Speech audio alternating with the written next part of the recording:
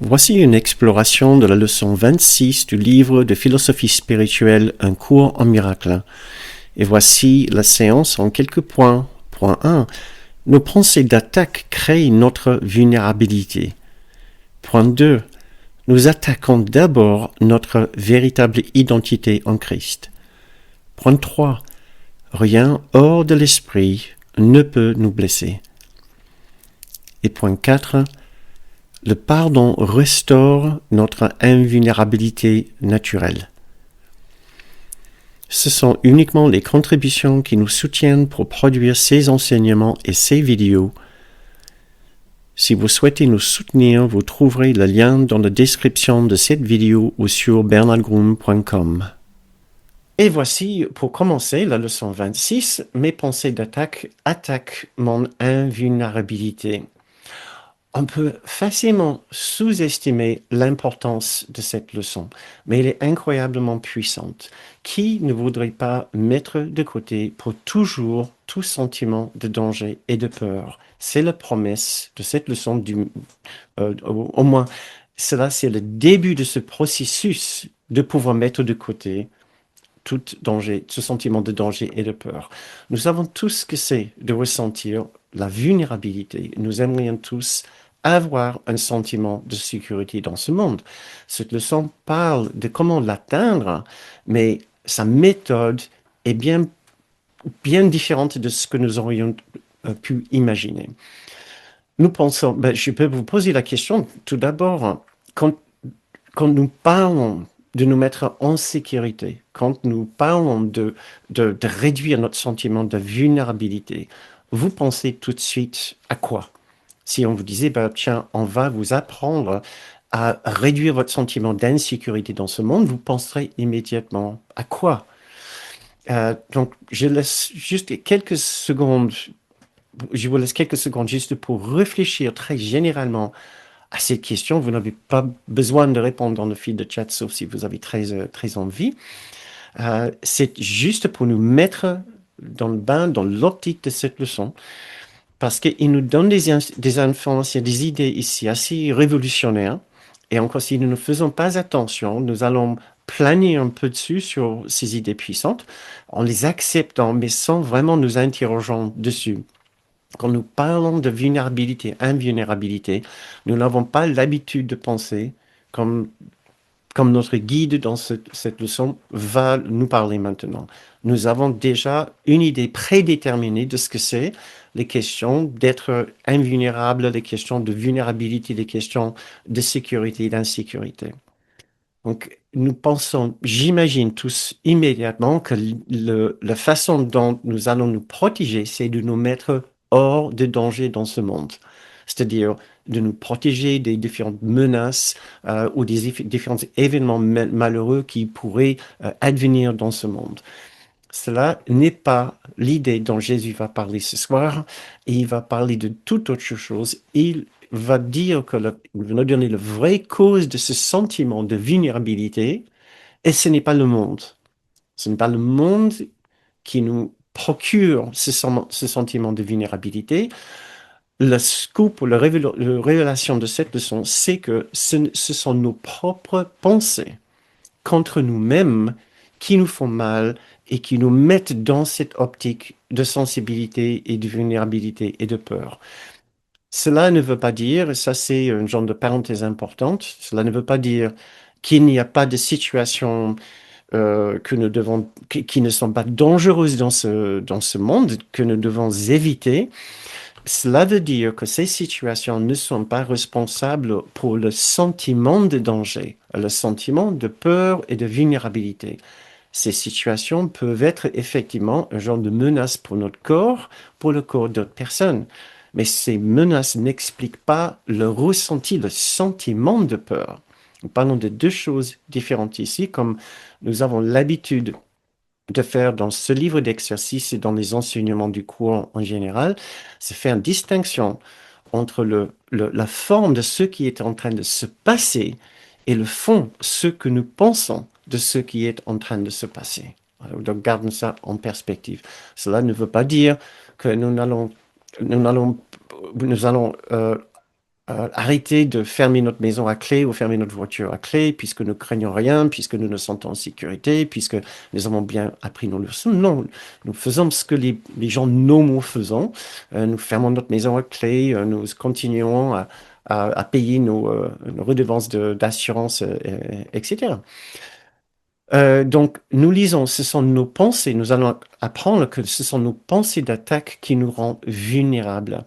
Et Jésus ne donne pas la suite dans cette leçon, mais la suite est assez logique, pratique et efficace pour nous sentir moins vulnérables dans ce monde. Il suffit d'abandonner ces pensées d'attaque. C'est aussi simple que cela.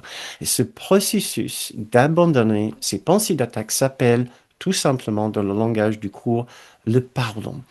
Le lâcher prise de nos pensées d'attaque, l'identification déjà de ces pensées, lâcher prise de ces pensées d'attaque s'appelle le pardon dans un cours en miracle. Commençons maintenant notre lecture de cette leçon. Les 2 premiers paragraphes parlent d'une loi psychologique très importante. Dès l'instant que nous nous donnons un pouvoir quelconque, nous allons immédiatement penser que d'autres personnes disposeront de ce même pouvoir. En l'occurrence, nous parlons, pourquoi? Parce que les autres sont toujours un genre de copie conforme de nous-mêmes. Nous ne pouvons pas voir ou imaginer les autres personnes d'une façon différente de la façon dont nous voyons notre concept de nous-mêmes. Nous projetons toujours notre concept de soi sur les autres en pensant qu'ils ont le même genre de soi que nous. En l'occurrence, cette leçon parle d'un certain pouvoir qu'on se donne, ce qui est le pouvoir d'attaquer. Et nous croyons bien pouvoir attaquer. Nous pensons que notre attaque est efficace. Sinon, on ne se dote pas d'un pouvoir qu'on se croit inefficace. On pense que c'est efficace puisque nous pensons déjà avoir attaqué. Nous pensons attaquer et nous pensons que nous risquons encore d'attaquer. Nous parlons de quoi quand nous parlons d'attaquer ici? Cela peut être un simple jugement envers une autre personne, une pensée de critique, une pensée qui les catégorise, qui discrimine un petit peu. Même selon le cours, une simple petite pensée de souffrance est un genre d'attaque contre les autres personnes qui voudrait les rendre responsables pour notre sentiment de mal-être. Donc, nous allons automatiquement penser alors que les autres disposent de ce même pouvoir d'attaque. Et puisque nous pensons avoir attaqué, nous pensons que ils risquent de nous attaquer. Et c'est précisément de cela dont Jésus parle dans le premier paragraphe. Quand nous lisons, il est sûrement évident que si tu peux être attaqué, tu n'es pas invulnérable. Tu vois l'attaque comme une menace réelle. La raison en est que tu crois pouvoir réellement attaquer. Et ce qui aurait des effets par toi doit aussi avoir des effets sur toi. Et il va un petit peu plus loin dans le deuxième paragraphe quand il dit « Parce que tes pensées d'attaque seront projetées, tu craindras l'attaque. » Donc nous ne devons pas sous-estimer la puissance de cette loi psychologique, puisque nous allons aussi l'utiliser à bon escient quand nous utilisons le pardon.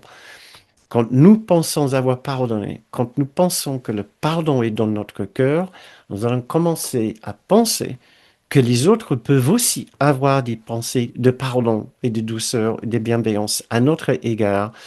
Euh, euh, voilà. Ça s'appelle, au lieu, quand nous parlons d'attaque, nous parlons de projection. Quand nous parlons de l'extension, de la projection du pardon, nous parlons de l'extension du pardon. C'est le même principe. Nous utilisons juste un terme légèrement différent dans le langage du cours. Tout cela va nous aider à comprendre notre préoccupation avec ce sentiment de vulnérabilité et de risque d'être attaqué. Cela va nous aider à comprendre notre anxiété de fond, puisque nous nous sommes dotés d'une capacité, une intention d'attaquer, nous pensons que les autres disposant de ce même pouvoir et disposant aussi de cette même intention d'attaquer et d'utiliser de ce pouvoir. Réfléchissons quelques instants. Déjà, cette grande idée, cette grande leçon. Laissez-moi vous poser une question. Est-ce que nous ne tombons pas tous dans le piège de penser qu'il y a un danger quand il n'y en a pas vraiment? Est-ce que notre ressenti de danger est toujours juste?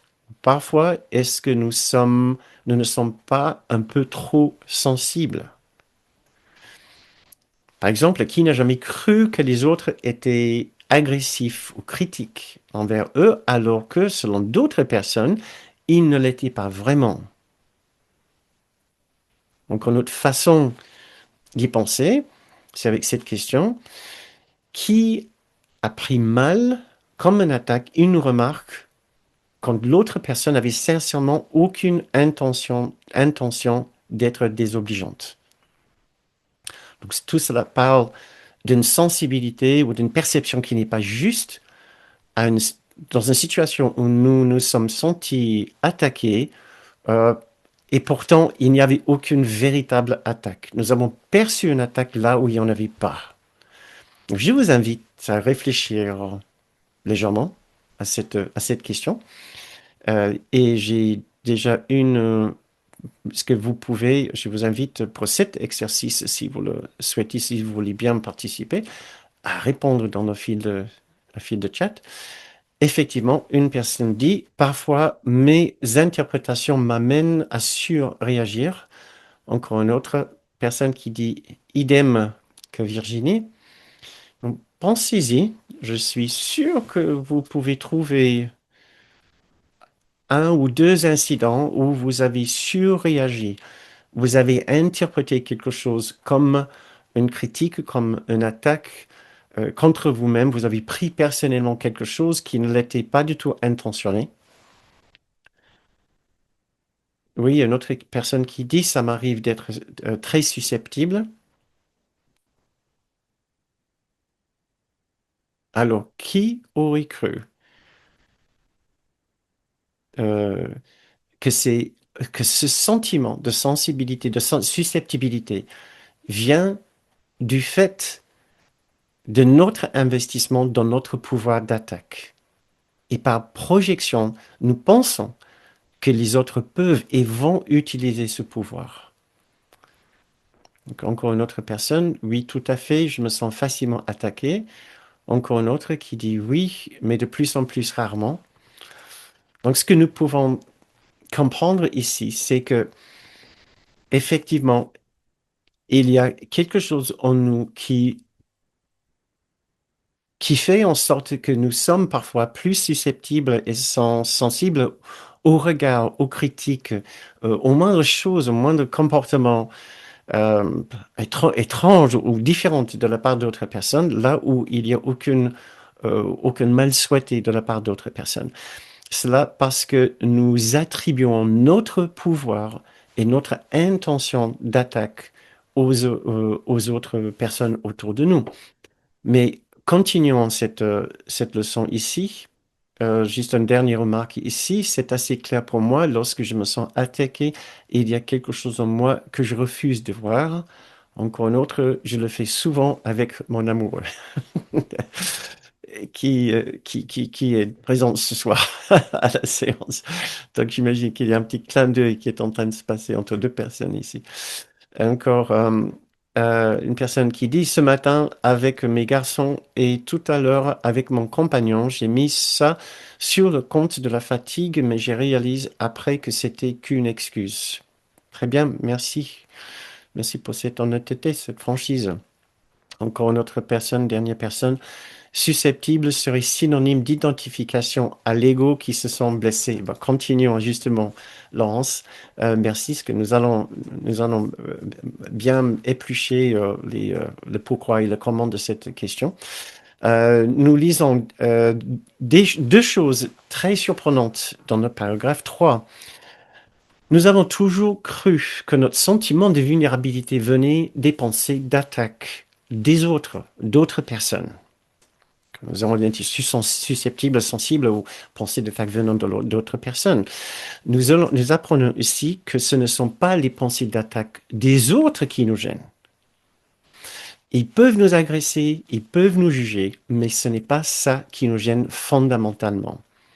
Les pensées qui nous gênent sont nos pensées d'attaque et pas celles des autres. Deuxième chose curieuse ici, c'est que ce ne sont pas non plus nos pensées d'attaque, nos jugements, etc., contre les autres qui nous gênent ici. Ce sont nos pensées d'attaque, pas celles des autres, mais nos pensées d'attaque contre nous-mêmes. Contre nous-mêmes. Voilà. C'est très curieux quand même, cette argumentation, ces principes psychologiques très profonds que Jésus nous présente ici. Curieusement, le grand méchant dans toute cette histoire de vulnérabilité est nous envers nous-mêmes. Les autres ne rentrent même pas en compte dans cette histoire de vulnérabilité. Et nous lisons très précisément sur cela dans le troisième paragraphe quand Jésus dit « L'idée d'aujourd'hui introduit la pensée que tu t'attaques toujours toi-même en premier. » Et nous pouvons dire, non, mais il parle de quoi ici? De quelle attaque? C'est l'attaque contre notre véritable identité, contre le Christ en nous. Nous lisons ici dans le deuxième section, cinquième paragraphe, deuxième section, chapitre 10, toute attaque est une attaque contre soi. Ce ne peut être autre chose. Ce ne peut pas être autre chose. Découlant de ta propre décision de ne pas être ce que tu es, le Christ, le grand soi, l'esprit juste. C'est une attaque contre ton identification. Ainsi, c'est par l'attaque que tu perds ton identification. Moi, je voudrais dire ton identité. Parce que quand tu attaques, tu dois avoir oublié ce que tu es. Je pense que ça ne pourrait pas être plus clair. Alors, ayant oublié le majestueux Christ que nous sommes, nous avons déjà dit au revoir à tout sentiment de force et d'élévation, d'être pur esprit, de n'être qu'esprit et de ne pas être un corps. Nous avons dit adieu à tout sentiment de paix intérieure, de sentiment de sécurité. Et l'ego va renforcer ce sentiment de faiblesse. Quand nous lisons, par exemple, dans la leçon 93, quand nous lisons que l'ego nous dit que tu es la demeure du mal, des ténèbres et du péché. Ça, c'est sa façon de vouloir vraiment nous rabaisser au fond du fond. Il parle dans cette même leçon du fait que nous pensons être un serpent venimeux de laquelle tout le monde reculerait, oui, ayant peur de ce que nous pensons être. Nous lisons encore dans le paragraphe 3 de cette leçon, une fausse image de toi-même est venue prendre la place de ce que tu es. Et c'est ça l'attaque contre nous-mêmes. C'est cela qui est en train de se produire chaque fois que nous avons peur, que nous sommes dérangés par quoi que ce soit. C'est ce que cette leçon va nous entraîner, va nous inviter à réfléchir à certaines situations très précises pour nous entraîner avec les exemples très concrets où nous pouvons voir comment ces situations nous dérangent, non pas à cause des pensées ou des situations d'attaque venant de l'extérieur, mais à cause de nos pensées et notre façon de nous être attaqués en nous réduisant, en nous diminuant. Voilà. Très bien. Pourtant, tout ce temps-là, la force et la confiance du Christ est en nous dans chaque situation. Et c'est ce que nous allons essayer, c'est ce dont nous allons essayer de nous souvenir. Les paragraphes 5, 6, 7 et 9 sont consacrés à cette pratique qui est assez complexe avec trois étapes. Les consignes sont assez explicites. Ce qui est un peu moins clair est le pourquoi de cette pratique. Cette pratique parle de nos problèmes non résolus et de nos soucis, mais aucune situation est dérangeante pour notre soi, pour le Christ en nous. C'est ce que nous voulons retenir ici, c'est que chaque fois que nous sommes dérangés par quoi que ce soit, c'est le petit soi en nous qui est dérangé. Nous avons attaqué, réduit le Christ en nous à un petit soi. Le, le grand soi en nous ne serait pas gêné et dérangé par cette situation. Le soi en nous n'a pas peur, il sait qu'il est pur esprit et se sent en sécurité à chaque instant. Euh, voilà, je pensais que c'est l'essentiel de cette leçon au niveau explication pour le bien de comprendre. Nous pouvons juste méditer quelques instants, quelques belles idées que je voudrais partager avec vous si vous le souhaitez, juste avant de terminer la première partie de cette leçon. Donc, voilà juste quelques phrases pour nous aider à intégrer cette leçon avec quelques propositions de belles pensées de guérison. Donc vous pouvez fermer les yeux tout doucement. Ce n'est pas vraiment une méditation, c'est juste un instant de contemplation pour nous aider à digérer ces idées, à les intégrer. Très bien. Tout ce qui nous dérange dans n'importe quelle situation est simplement notre attaque contre nous-mêmes. L'ego n'est pas tendre avec nous. Nous l'avons sûrement trop écouté. Déjà avant cette situation stressante, nous nous étions déjà attaqués nous-mêmes en écoutant l'ego. Nous pouvons simplement lâcher prise de cette habitude, de nous diminuer, et nous nous sentirons bien plus en sécurité dans toutes les situations. Nous pouvons lâcher prise de cette façon de nous diminuer et d'écouter l'ego qui parle de notre faiblesse, qui parle de nos défauts, et nous nous sentirons immédiatement bien plus en sécurité dans toutes les situations.